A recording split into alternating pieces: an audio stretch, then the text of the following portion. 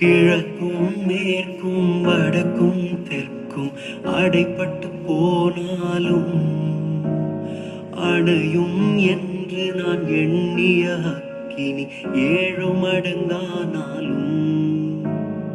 கிழக்கும் மேற்கும் வடக்கும் தெற்கும் அடைப்பட்டு போனாலும்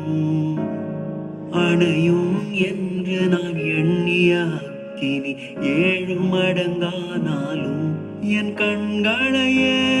ஏறெடுப்பேன், என் கைகளை உயர்த்திடுவேன், உன் முகம்